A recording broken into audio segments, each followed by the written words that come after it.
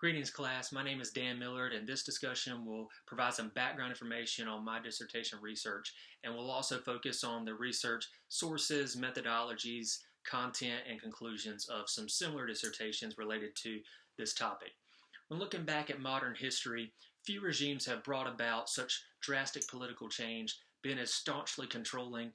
caused as much destruction and bloodshed, or been despised quite like Adolf Hitler's Nazi Germany. Although substantial amounts of research have been conducted concerning the question of how Hitler rose to power and gained such widespread support, and there is considerable scholarship concerning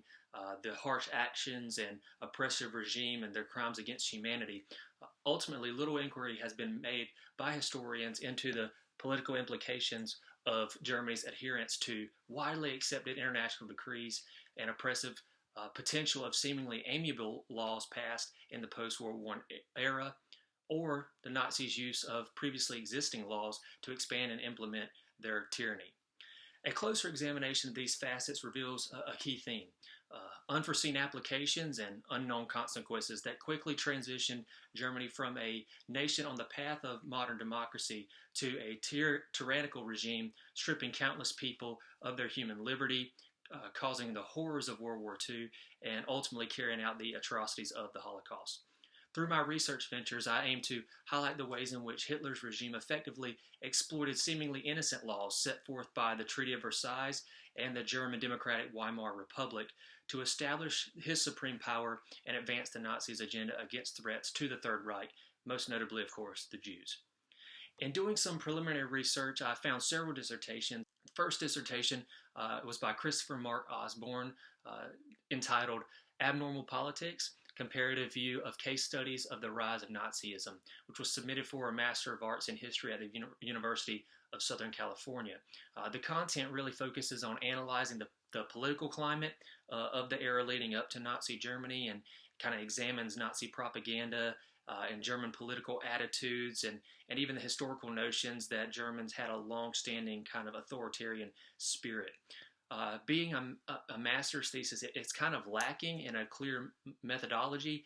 but it's clear that the author kind of progresses through a chronological timeline from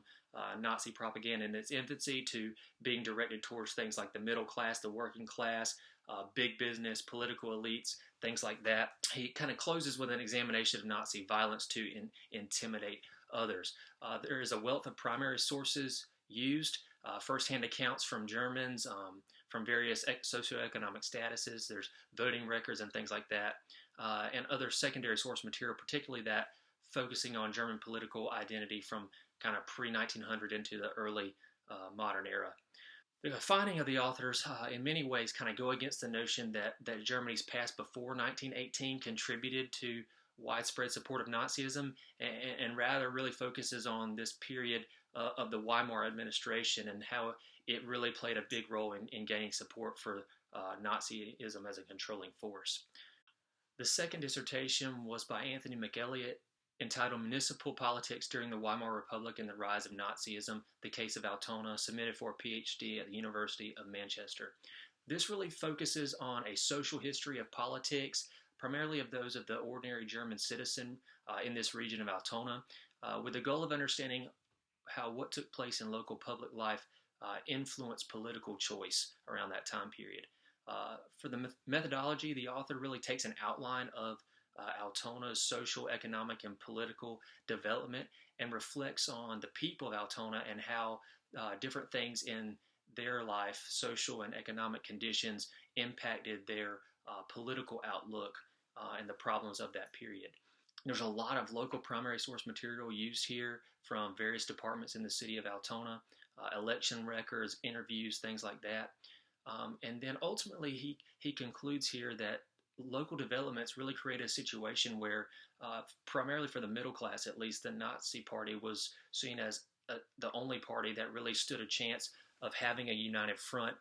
against the struggles of the day and bringing Germany back to the status quo. And that ultimately, after some passing of some legislation in the mid-1930s, democracy as they knew it was pretty much a lost cause. I look forward to incorporating some of the material and kind of expanding upon it in my own personal research. Thank you.